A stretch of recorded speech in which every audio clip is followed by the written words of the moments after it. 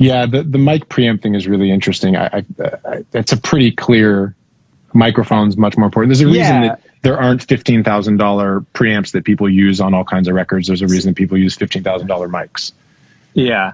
Well, someone brought up, and I think it was on the Discord a couple weeks ago, you know, it was a mic pre shootout. And I don't think people understand that mic pre's used to just be, you kind of get what you get, you know, like when you had a console, the mic pre's were just, they were just there. You didn't think a lot about them. You know, I think, you know, I worked on an old API a couple years ago for a record, and there wasn't even like a gain adjustment. It was just like, it gave you a mic signal, and that was its job. And you kind of moved on. Moving the microphone a half an inch to the left on a speaker cab or from a vocalist is going to make 1,000 times more difference than a microphone pre. Now, I'm not talking about like if you've got an old Ampex and you're distorting it, you know, you're getting like what John talked about. Let's say this again. Let's break this down. The difference between like an Apogee mic preamp, and obviously, actually, I don't even need to do this. I've done these shootouts. The difference between an Apogee mic preamp and a 1073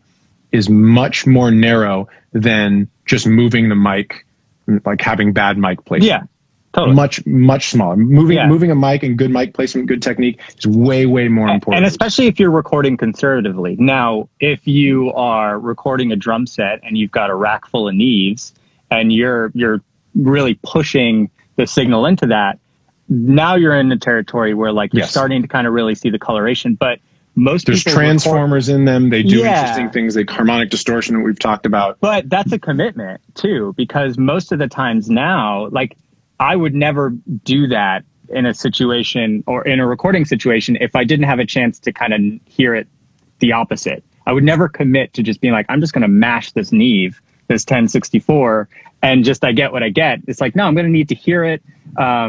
And most of the time now, people don't have the time to do that. You know, like if you're a working engineer and you're in a studio and the drummer's showing up at 11, it's like, you're not going to have time to geek out on that. It's like, you just need signal.